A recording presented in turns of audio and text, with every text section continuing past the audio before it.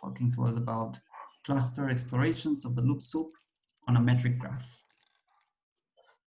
Thank you. Thank you for the invitation. So indeed, I will talk about a recent work on loop soup.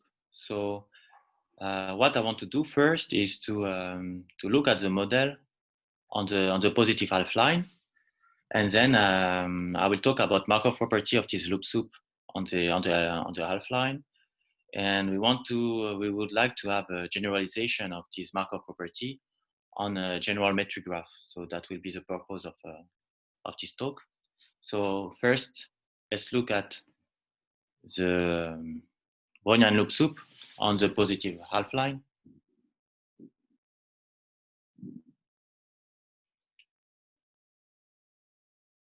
All right, so what is a Brownian loop soup? It's just a collection of loops, of Brownian loops.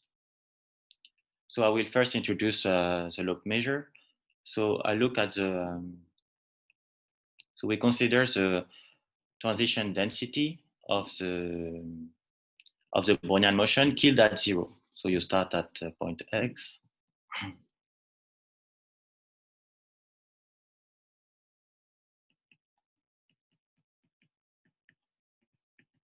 And you want to be at dy at time t, and such that the minimum of the Brownian motion is always positive. All right, so you look at the transition density of the Brownian motion killed at 0, and then you define you can define the loop measure. So it will be a measure on the space of loops.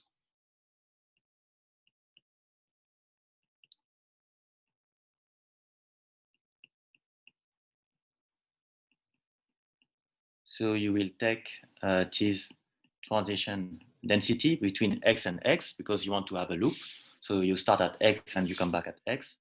And with duration t, given by the density dt over t. And once you have that, you take, let's write it like this. You take so a Brownian bridge from x to x of duration t, and conditioned on not hitting 0.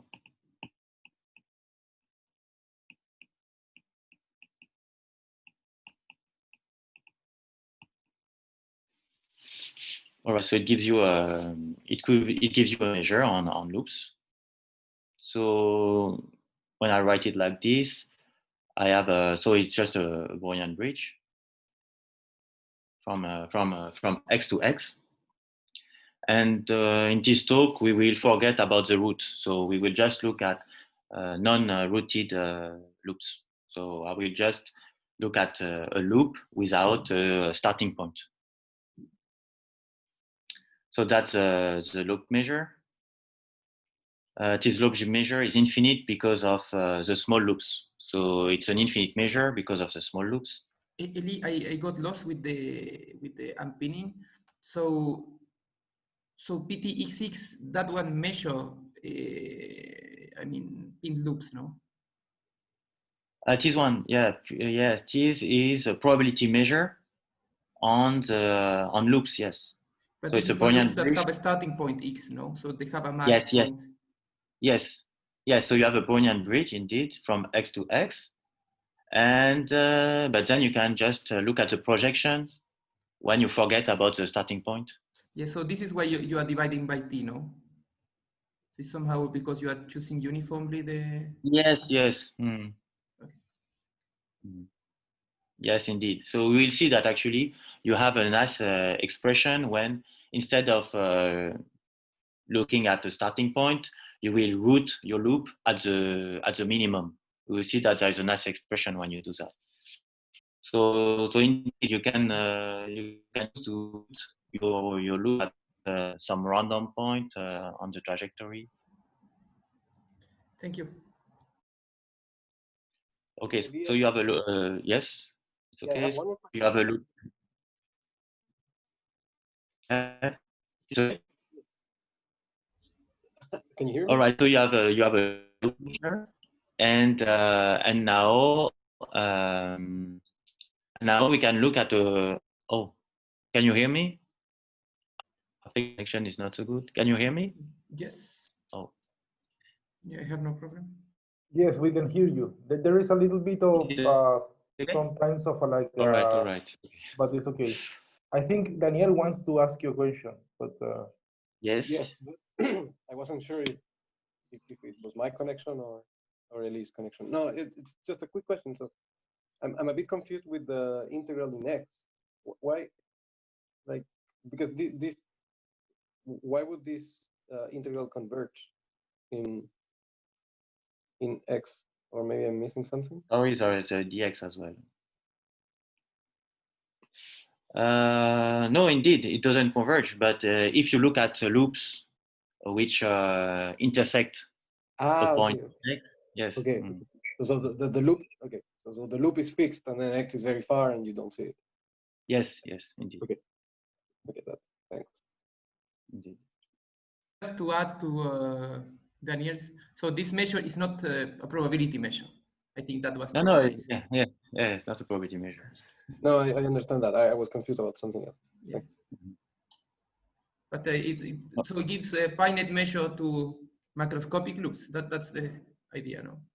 Yeah, macroscopic loops in some which intersect some given interval. Yeah, you don't want to have loops. Yeah, that was the question. Like, if you fix x, let's say, and you look at macroscopic loops that intersect x, then it's finite. The measure is finite.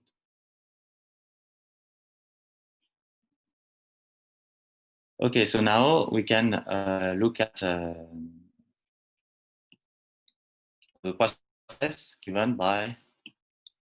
So I will introduce the Brownian loop soup on the half line. So it's a Poisson point process of loops given by with intensity as loop measure. And then you have a parameter. So it's a constant, which is the intensity of the Brownian loop soup.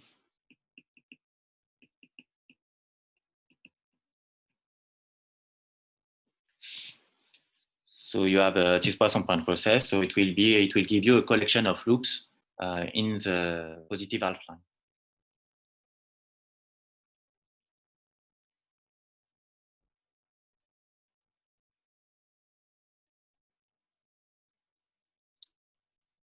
All right. So actually, you can give another expression for another representation for this one loop soup. So you have the Poisson point process of intensity C times loop measure, and another description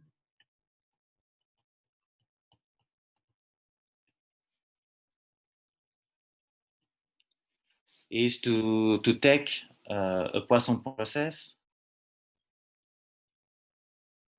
A Poisson point process with a point x, a real number x, which will represent the minimum of your loop, and a loop.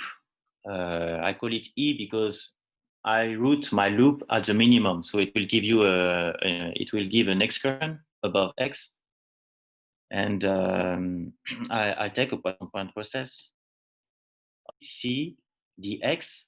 So the Lebesgue measure on the positive half line, and for the excursion, I will take the Ito measure.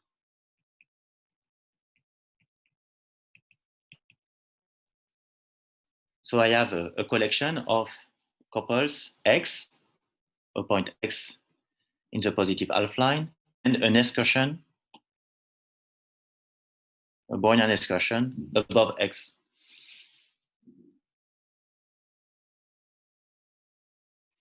So like this, I can draw my loops by routing my excursion E at the minimum x.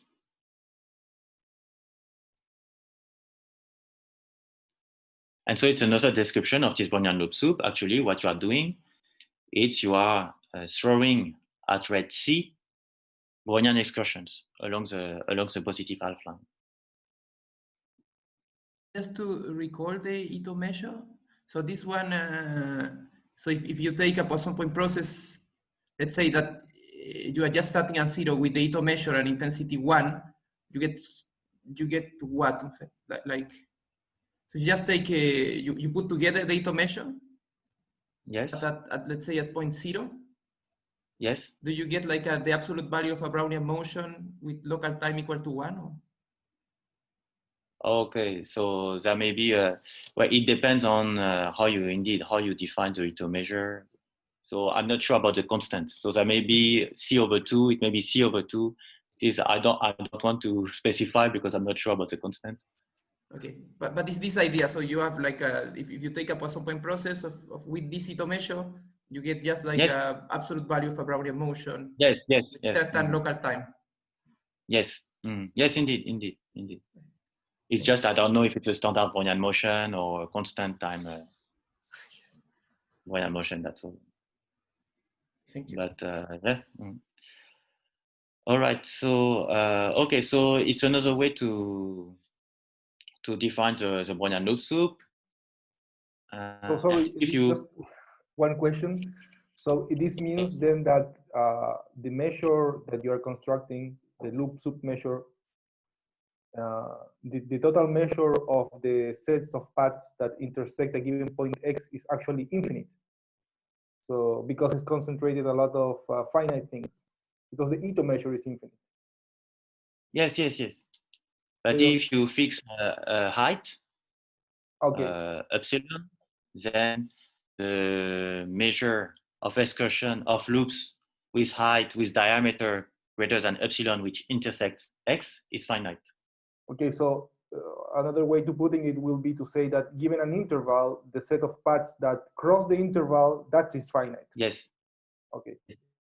Yes, indeed. Yes, indeed. Okay, so and it gives a connection with actually branching processes, because you can think of a Brownian excursion.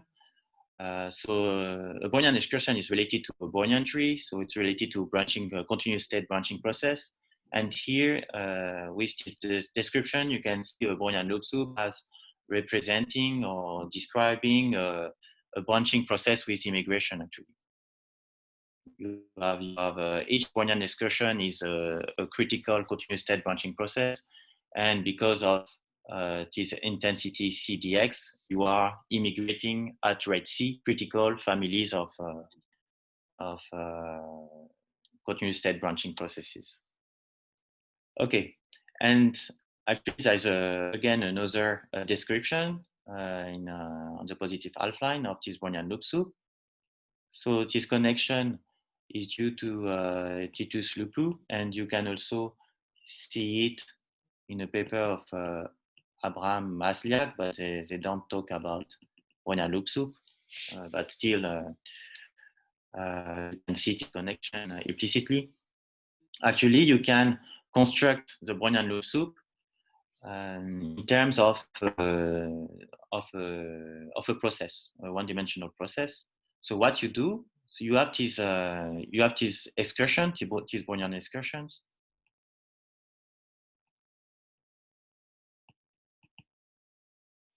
On the half line, and what you can do is you can order the Brownian excursion in the increasing order of their minimum.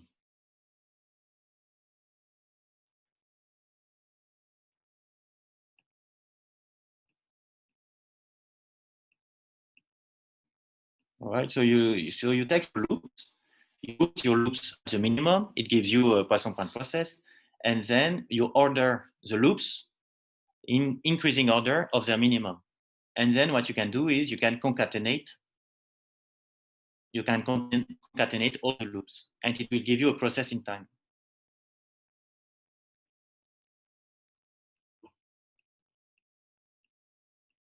All right, so you see how I constructed the process. I have my loops. I route my loops at the minimum, and then I order them in increasing order of the minimum, and I concatenate all the loops. And then I have a process, and actually this process was studied in the 80s and 90s. It's called a mu process, or a Brownian motion.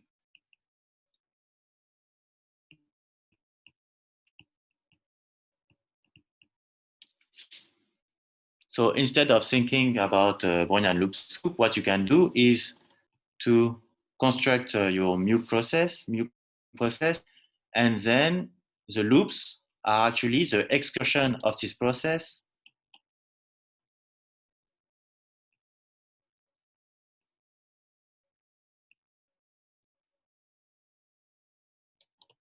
So in green, that's a future infimum process. And the loops, you can recover the loops as the excursions of your process above the future infimum process.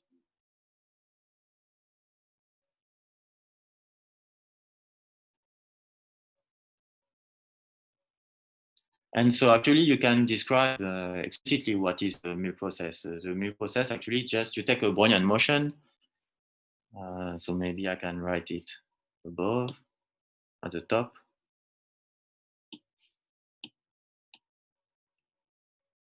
So you take just a one-dimensional reflected Brownian motion, and you add. So I think it's 1 over c. Well, again, I'm not completely sure constant, but the idea is it is you take a reflected Brownian motion. You look at the local time at 0 of this reflected Brownian motion, and you construct this process, and it's called a mu process. And because of the Ito construction of the Brownian motion via a Poisson-point process of excursion, you can check that indeed it gives you a Brownian loop soup when you look at the excursion of the mu process above the future infimum.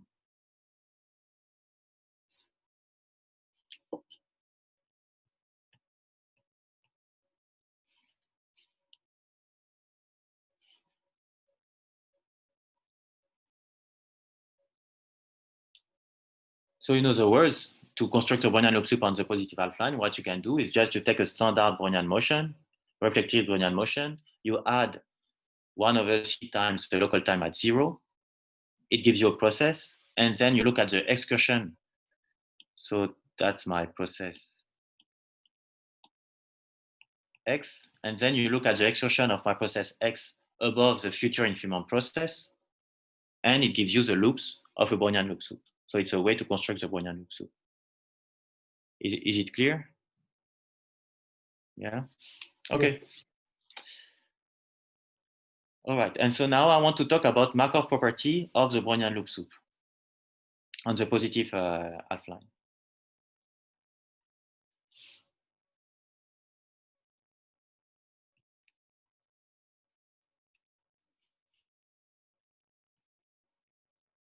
So let's take a point y. What I can do is I can look at the trace of the Brownian loop soup below y. So I will have loops which are entirely contained in the interval 0y, and then I have loops which intersect y, and I will only look at the part of the loops below y. And let's say that I concatenate the excursions below y. So that I do as if it was just one trajectory. So I don't care about the number of loops which intersect y. I just look at this collection of excursions as a whole, without the information that, for example, these two excursions belong to the same loop. I don't want to have this information. So what I have below y is just a collection of loops and excursions below y. So that's my information below y. And now I look at the trace of the Brownian loop soup above y. So again, I have loops which are entirely contained in the interval y infinity. And then I have the excursions above y. And I want to know, is it possible to describe the trace of the Brownian loop soup above y conditionally on the trace below y? So that's the question now. Can I describe the law of the trace of the Brownian loop soup drawn in green conditionally on the red path? Just to see if I understand, what do you mean exactly by trace? Because sometimes you will just have the whole space and you are not seeing anything, no? You could So also yes. So the trace for me is collection of loops. So for example, the green in the interval y infinity, I will look at the collection of loops which are above y, and I look at the collection of excursions. So I look at the collection of excursions. Thank you. Yes. Okay, so I have a collection of Brownian trajectories, and I want to have the distribution of the green trajectories conditionally on the red trajectories. And so maybe I can go back to the mu process.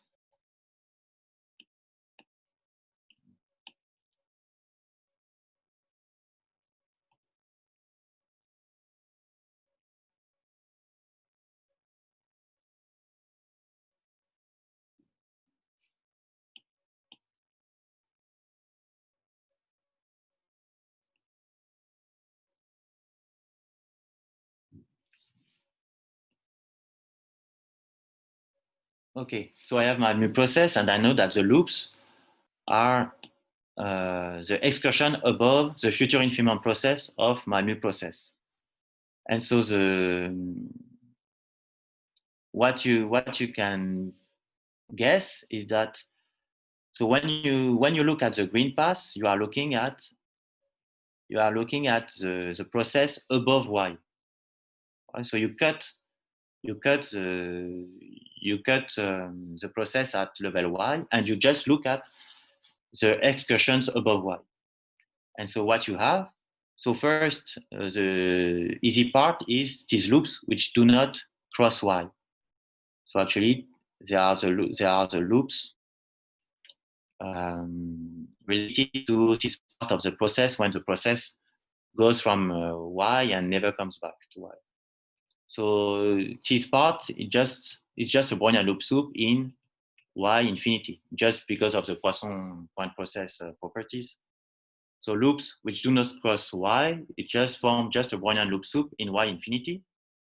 And then the excursions above y, well, they are just Brownian excursions actually.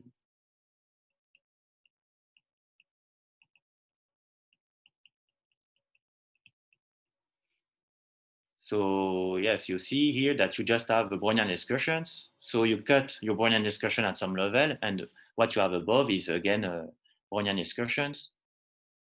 And the only information that you need to construct the green path is the local time. So you need the local time at y. So that's the only information that you need. When you know the local time at y, the process above y is just a Brownian loop soup in y infinity, and you add Brownian excursions up to some local time at y. So let's say that the local time is equal to L. So you take Brownian excursion up to local time L. And that's the only information that you need from the part of the loop soup which is below y.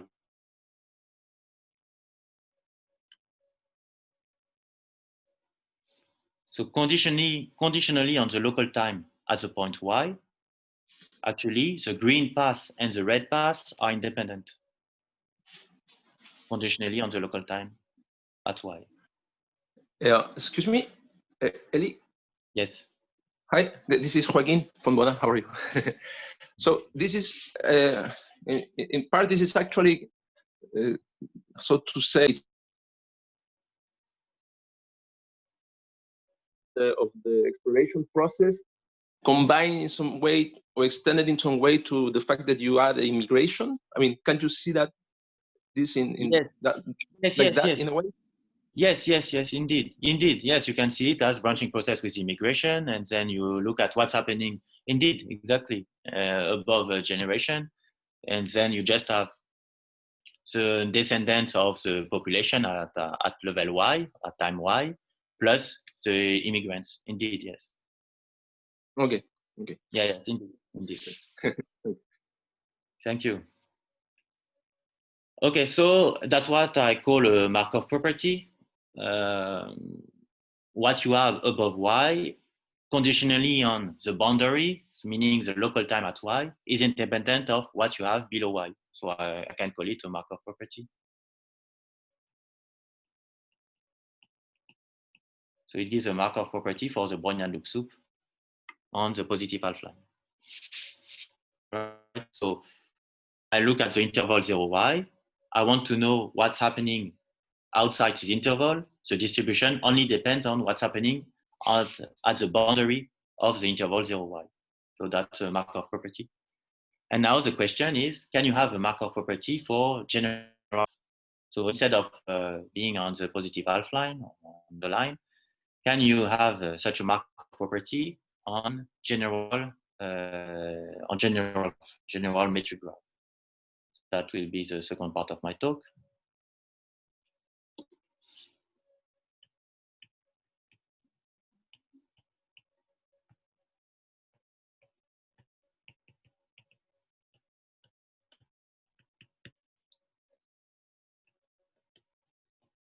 So I take a discrete graph with a finite set of vertices V and finite set of edges E, and I consider a metric graph, meaning that edges have a length. So an edge E has some length, have some length.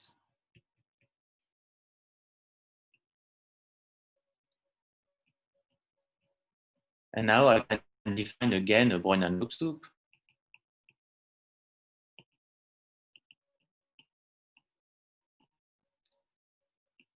On the metric graph by looking at the Brownian motion on the metric graph. So when I have the Brownian motion, I can, with the same formula, I can define the loop measure. And when I have the loop measure, I can define the Brownian loop soup, which is a Poisson-Point process. So that will be a parameter, which is again C. I denote it by C again. So it's a Poisson-Point process with intensity C times a loop measure. In the same way as we define the Brownian loop soup on positive half line, you can define it on a general metric graph. And so the Brownian loop soup on a general metric graph was instrumental in the connection between Gaussian free field and Brownian loop soup done by Titus Lupu. So there are all these isomorphism between Brownian loop soup and the square of a Gaussian free field, which is due to Lejean. And then Titus Lupu looked at Brownian loop soup on the metric graph to have actually a coupling between the Gaussian free field itself and not only its squares with the Brownian loop soup. So that's an object which was interesting for that. And so now I want to see whether we can have a Markov property for the Brownian loop soup on a general metric graph. So what do I mean by that? Let's say I take some subset of a metric graph, and I look at the Brownian loop soup. So it's just a collection of loops on the metric graph. So I look at the trace outside this set, the set of my loop soup.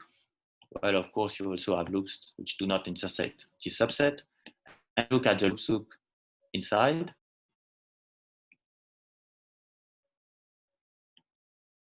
Is it possible to have the distribution of the green loops conditionally on the red loops, and does it depend only on the boundary of my set?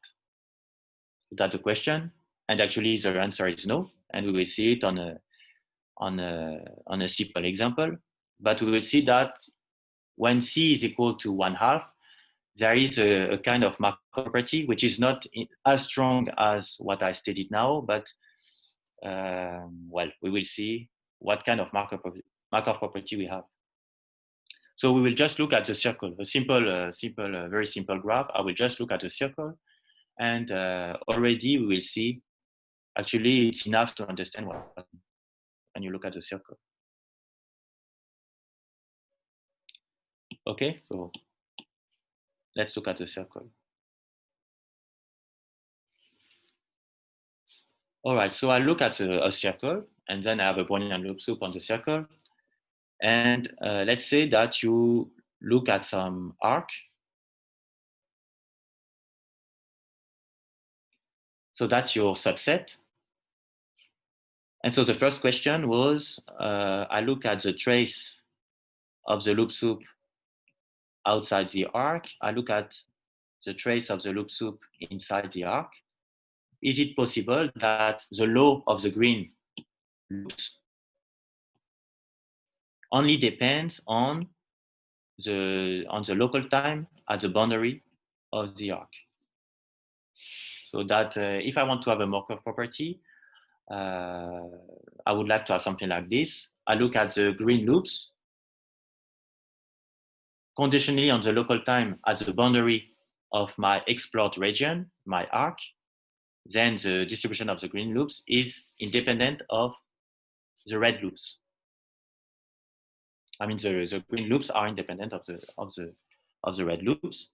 And actually, it cannot be true. It cannot be true now, and because you have some parity issues. When you look at a point, yes. So, for example, we look at this point, and we look at the crossings from this point to the other point.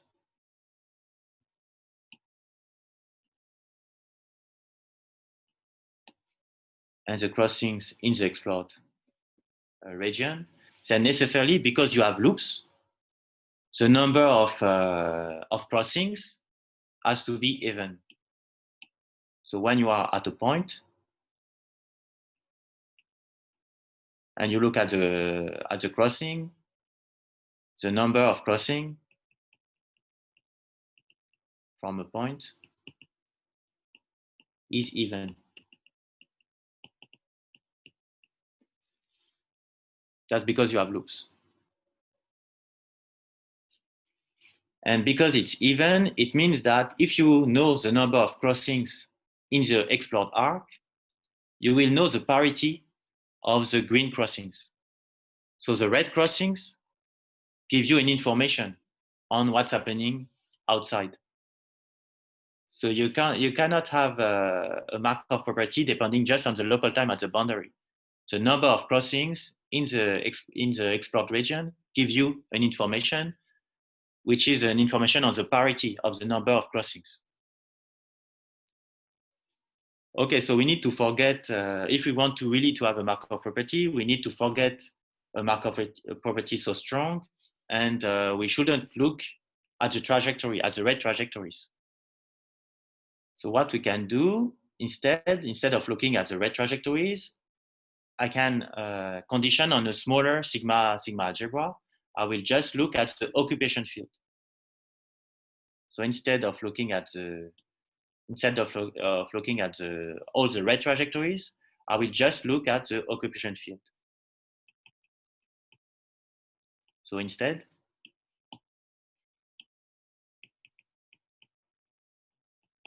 so we look at the occupation field. So we condition, well, here I mean we condition on the occupation field.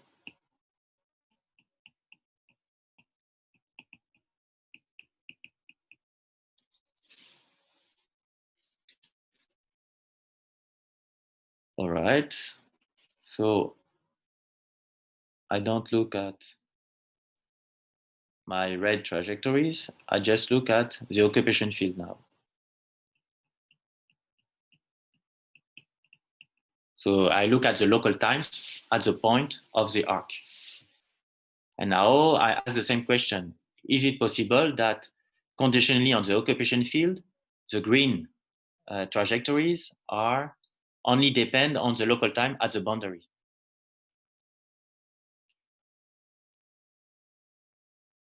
All right, so that's the question. I condition on the occupation field and I look at the distribution of my green trajectories, so the trace of my Brownian loop soup outside the explored arc. Does it depend only on the local time at the boundary of the arc? And again, the answer is no, for actually the same reason. Suppose that you have a point with a 0 local time. So suppose that at this point, the local time is 0. So it means that it has not been visited by loop. So it means that you don't have any loop. Well, I mean, you don't have any, there is no Brownian trajectory which circles around the circle, right? You don't have you didn't make a whole loop around the circle, because otherwise you would have visited all the points. So if you have a point with local time 0, you know that there is a point which has not been visited.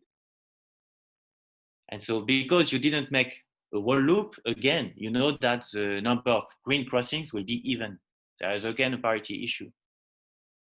If I know that there is a point with 0 local time, I know that I've not been visited by a loop. And therefore, there is no cycles. I didn't do any cycle in the graph. So when I did a crossing, I had to come back. So the number of green crossings is even. So again, there is a problem. I cannot say that my distribution only depends on the local time at the boundary.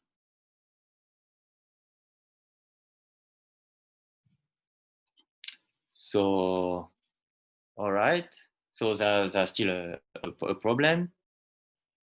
So now, instead of conditioning on the occupation field, we want to condition on the occupation field and on the event that the occupation field,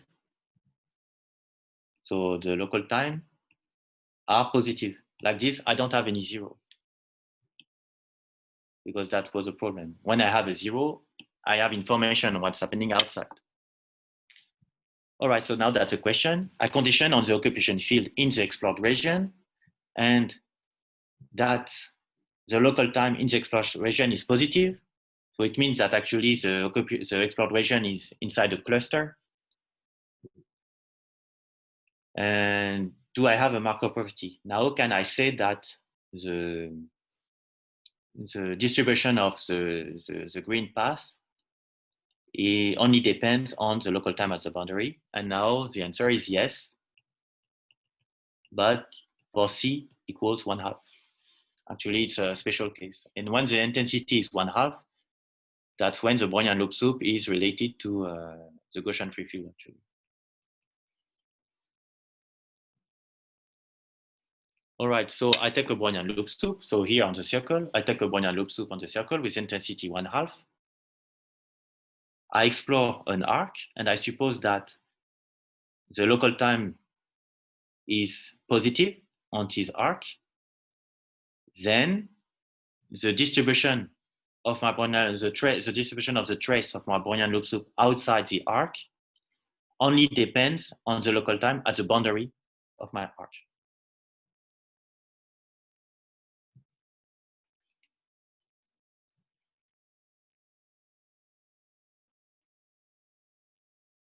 Okay.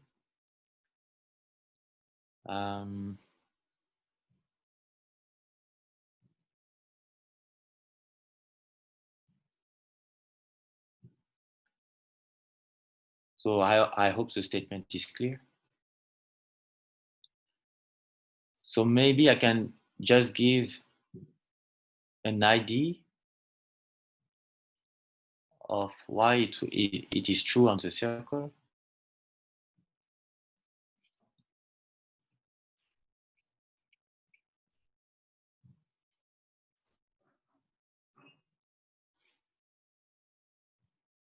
Okay, so let's say that I take a Brownian loop soup on the circle, and I suppose that at the distinguished vertex, my local time is L. So L, yes, L. So L is fixed.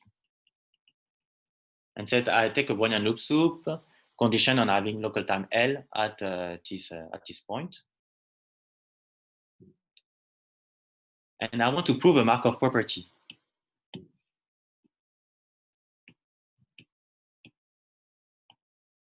I want to prove a Markov property. If the Markov property is true, if I condition on the local time L1 and L2 at the boundary, the green path shouldn't depend on the occupation field inside the arc. And therefore, what I can do is artificially, I can make the local time L tend to 0. And still on the event that the occupation field is positive. So I'm always on the event that the occupation field is positive on the arc. Inside the arc. So I'm always on this event, and I make L go to 0. And if I believe in the Markov property, the distribution of the green path, when I condition on L1 and L2, shouldn't be affected by making L go to 0. So I condition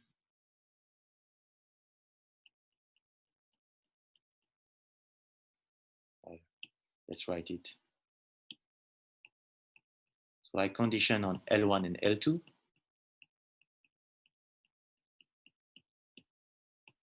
And on the event that the occupation field,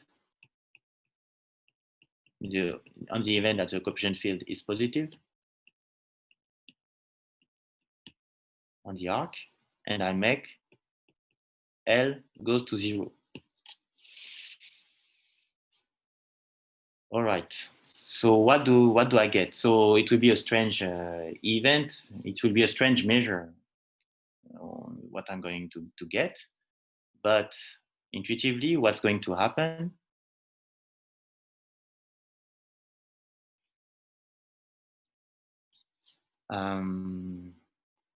Okay. So let's try to understand. So maybe I can erase that.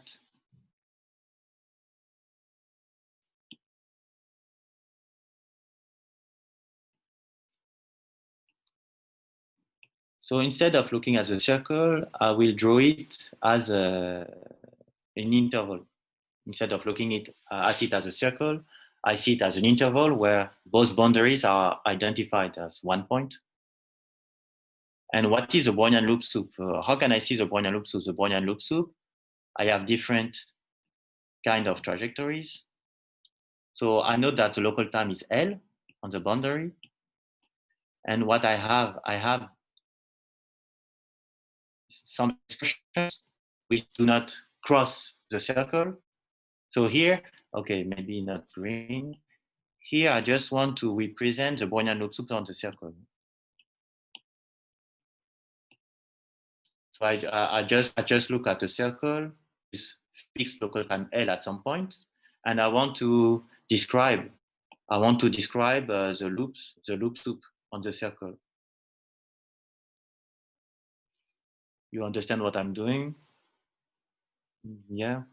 So I have different kind of trajectories. I have these small excursions which do not make any crossing. I have these loops which do not touch the distinguished point. And then I have also crossings. I may have crossings, not necessarily. So I have these 3 kind of trajectories, and now I make L go to 0.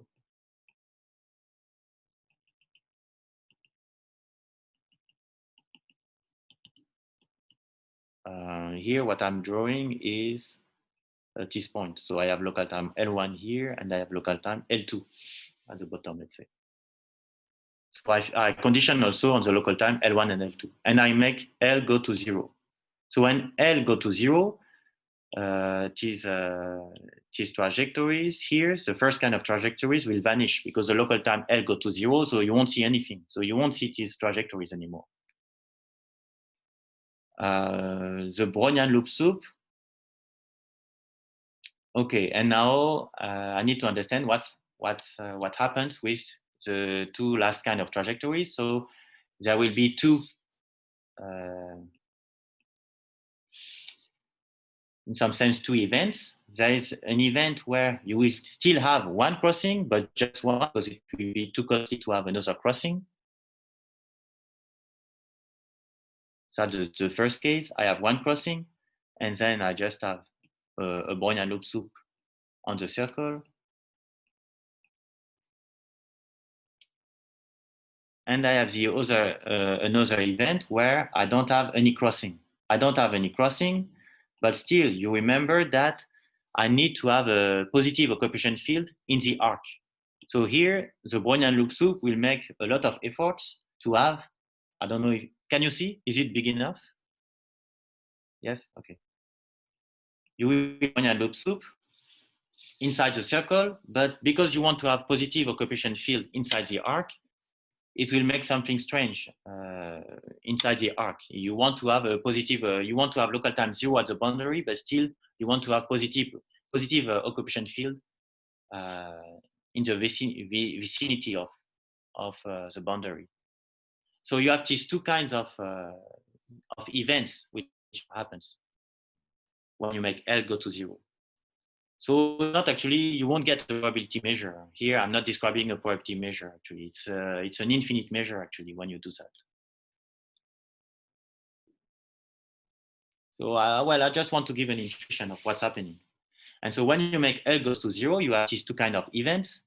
And then when you look at the occupation field inside the arc, so in some sense, what you need to know to understand now you're interested in the green trajectory, in the Markov property.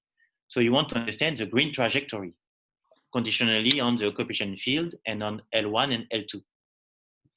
And so what you need to know actually to understand the distribution of the green trajectories is, do I have a crossing or do I have 0 crossing? Actually, that's the only information that you need to have. Yes? Sorry, that so if I understand, so what you're trying to do, you first manage to have some kind of independent, so Markov property when the local time is positive everywhere in your interval. And now you are trying to deal, if I understand this part, I'm not very clear. So now you're trying to deal with the case where your occupation field might be 0 at one point. Yeah, so, well, what I want to do, so indeed, here I want to explain why the Markov property is true when I have this very strange condition that I have local time 0 at one point, indeed, but the occupation field is positive in the vicinity. But it's a very strange. It doesn't happen in real life, but I just make it. It's an artificial event because I know that if the Markov property is true, I can make the local time L go artificially go to 0, and the Markov property should still be true. But it's easier to see the Markov property when L goes to 0 because you have just one crossing or 0 crossing in some sense, and that's the only information that matters. Yes. Okay. Thanks. And yes, and so now you have to understand, if I know the occupation field in my explored region, so here now I just have, maybe I can make another drawing, another picture.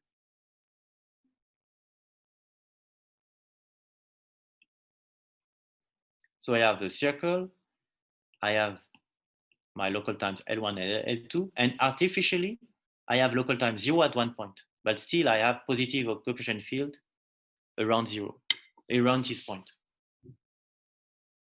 And I want to know whether I can have a Markov property for this model, let's say. And the only information that you need actually to reconstruct the Brownian loop soup is, do I have one crossing? So do I have one green crossing, or do I have zero crossing? That's the only information that you get. So now the question is, if I know the occupation field inside the arc, does it give me information on the existence of a crossing? Well, sorry, the crossing is actually, yeah, maybe instead of talking about crossing, I should talk about cycle. This is L1, this is L2. Yeah, actually, I'm looking at cycle, yeah. Sorry, I hope you're not confused now. So the only information actually that you need is the presence of a cycle. Do I have a cycle in my Brownian loop soup, or do I have zero cycle? And actually, what you can do is look at, if you have a cycle, what is the distribution of the occupation field inside the arc? So suppose I have a cycle, and I know the local times L1 and L2. What is the distribution of the occupation field? And in the other case, I don't have any cycle, but I still have local time L1 and L2. What is the distribution of the occupation field? And what you can do here, in some sense, you just have one-dimensional Brownian loop soup. I know everything for one-dimensional Brownian loop soup. So you can explicitly compute the distribution of the occupation field. And you can check that actually, in both cases, you have squared Bessel bridges of dimension 3. So actually, the occupation field won't give you any information on the presence of a cycle on the present cycle. Yes. So there is something magical happening, that if you have a cycle or if you don't have a cycle, when you know the local times at the boundary of the arc, the distribution of the occupation field is the same. And this, you can just compute it. Actually, well, yes, I think I don't need to explain further. Okay, so yes, so that's the reason why you have to be at this intensity 1/2. That's something that's what's happening. It's that the occupation field actually has the same distribution if you have a cycle or not when you are on this model 0 local. And actually, okay, so it gives a Markov property for this model, and then you can come back to the first. You can come back to the first model actually. So I just tell you that you can do it if you know the Markov property for this second model. Actually, you can come back to the first model. There is a way to come back to it.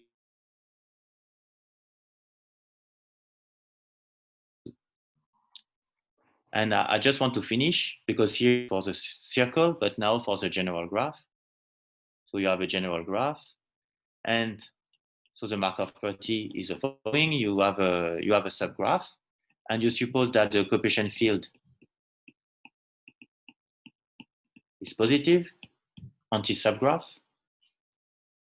and you look at the trace of the Brownian loop soup.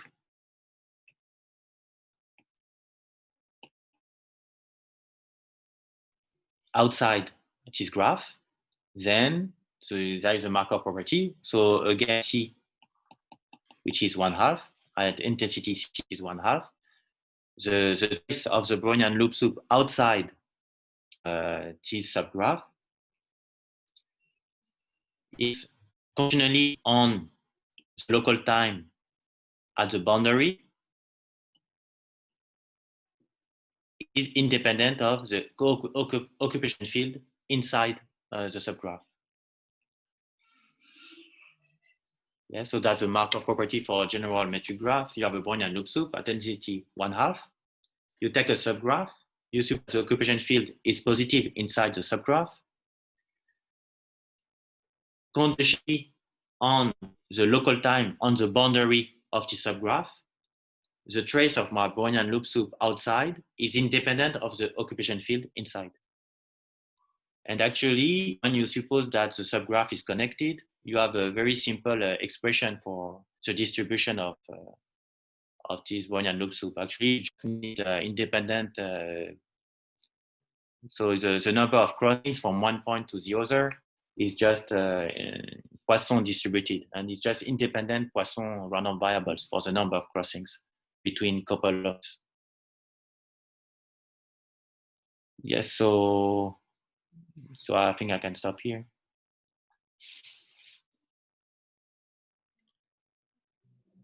Okay, so let's thank Elie first and then ask questions. So maybe clapping or something.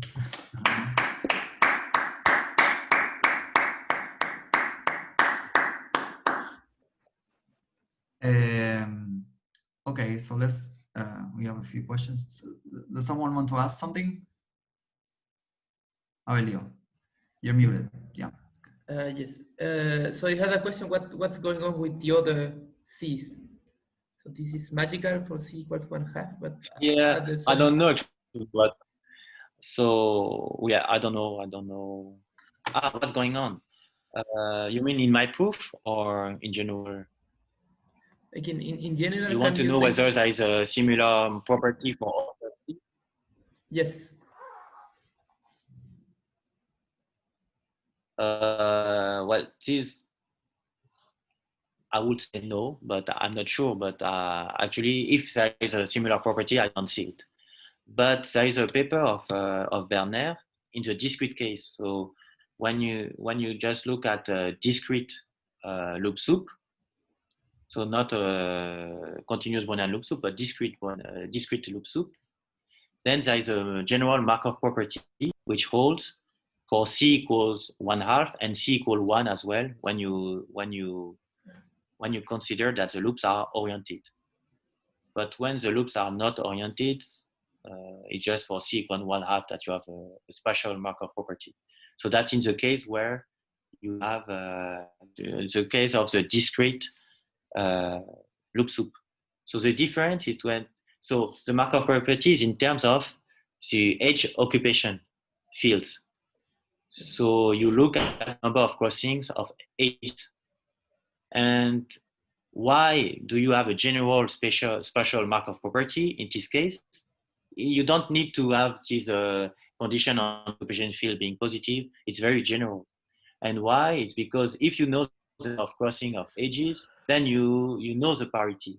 So these parity issues, they don't appear when you look at the occupation fields on edges, when you look at the number of crossing of edges. So in the discrete case, when you just look at instead of looking at local time when you have this Brownian loop soup on the metric graph, if you just look at the local time on the edges, meaning the number of crossing of edges, then you have a general special Markov property for C equals 1/2 equal 1 as well. And yes, and the reason is you can see the parity when you look at the number of crossings on the edges. Whereas when you look at the local time at a point, then here you lose information on the parity. And for the oriented case, I imagine that you also need to count how many are outgoing, how many are ingoing, no? So here that's if you think that the loops are oriented, but if you Yes. lose your but you can lose also the orientation. I mean, because somehow I feel like the for C equal 1 is the same thing that you said, but you have to keep like two information, Yes, so equal not just 1, one. but you have to keep the orientation, yes. Yes. I see. Okay, any more questions?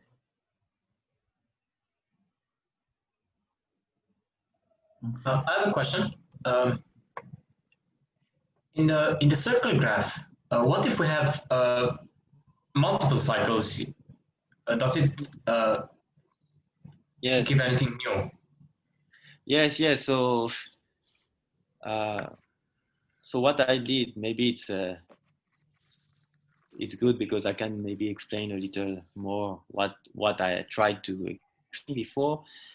What I did is artificially put local time 0 at a point. And when you do that, you can just do at most one cycle. So I construct, in some sense, I construct an infinite measure where my Brownian loop soup has local time 0 at some point, but has positive occupation field in the vicinity. So in real life, it doesn't happen. If you are, for the usual Brownian loops, if you are local time 0 at some point, there will be a lot of 0 around it. But here, I take this very special event that I'm a local time 0 at some point, and I have positive occupation field around it. And then at most, I have one cycle. But indeed, when you look at a usual Brownian loop soup, and let's say you have local time L, then you can have several local times. So how do I prove Markov property for this case, where for the usual loop? Actually, you can show that the circle, I take this circle, and then I extend a little, okay, it's supposed to be a circle. I extend a little the circle, and then I take this my model where I put local time 0 at some point, and I condition having positive occupation field on these extended edges. So I extend a little my circle. I extend a little my circle, and I condition on having local time L at the boundary. So do you see what I did? I circle a point with local time L. I cut my circle at the point where I have local time L. I cut it apart a little. I split it, and then I add 2 extra edges. And on these 2 extra edges, I put positive occupation field, and I have local time 0 at the junction of these 2 edges. And what I can show is that actually the usual Brownian loop, so if you look at the Brownian loop soup,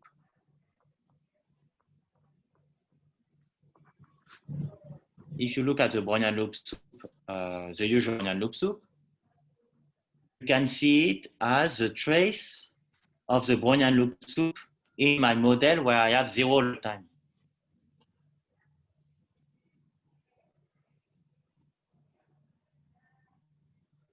Yeah, I don't know. So I can see my usual Brownian loop soup as the distribution of my Brownian loop soup in my strange model, where I only look at the trace of my Brownian loop soup outside the 2 added edges. And now you can see that actually you can have multiple crossings. You can have multiple crossings because, okay, I will try to make another picture.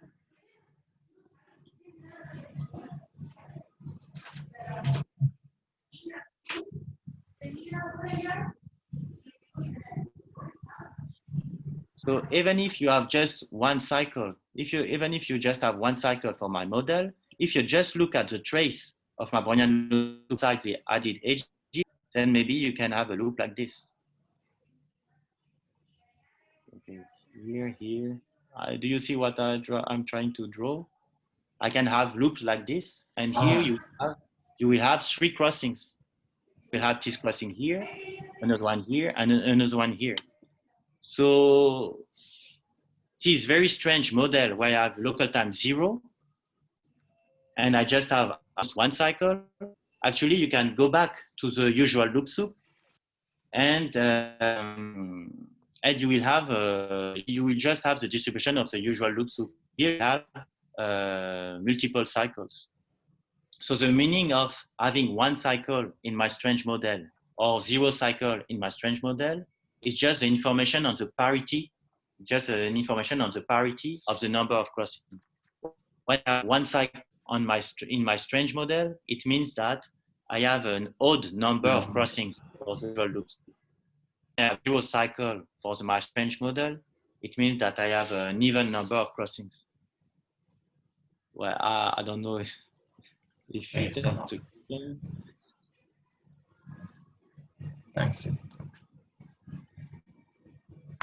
Okay, well, I have one more question. Maybe other one wants to ask another one. Come on. So Elie, I wanted to ask you, you mentioned that there's a relationship between the Brownian loop soup and the Gaussian free field that was kind of discovered by Titus some time ago.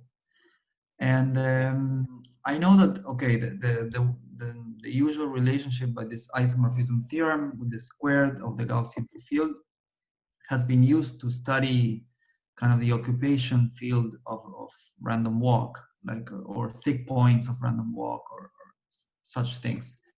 Mm-hmm. And okay, so one tool to use to study this is this relationship between the Gaussian free field and the occupation time field, and also the Markov property of the occupation time field. So I was wondering if, I mean, starting from this, people can study perhaps like thick points of Brownian loop soup or stuff like that, if people have tried to study this, or if it even makes sense. Yes. Yes. Points of Brownian loop soup. Yeah, actually, there is an ongoing project with Tus, Nathanael Bertiki, and Antoine Diego, where we try to look at the 6 points indeed of Brownian loop soup. Okay. Yes. So for the Brownian loop soup in the plane, in the unit disk, for example.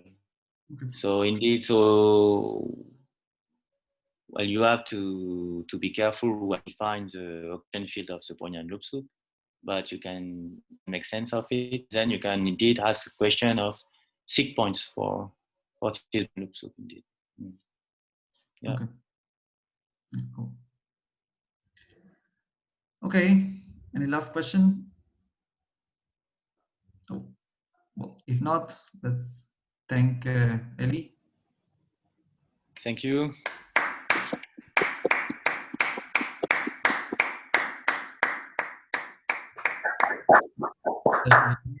Thanks for your talk. It was very nice. And okay, we'll see each other again. When, Elio? In 2 weeks at the usual time, so not so early for all of us and not so late for Elie. Yes, so it should be the 25th. Okay. I was looking for the name of the next speaker. And record that we are having, so we are, for people who didn't listen, we are organizing this summer school in January. We will give more information afterwards also. So it should, we decided the dates, so it will be we will be the last week of January, and 3 days from Monday to Wednesday, is from the 25th to the 27th of January. And well, I hope for the next time we meet, we are going to have more precise information about it, counting the speakers and the schedule, if we are lucky enough.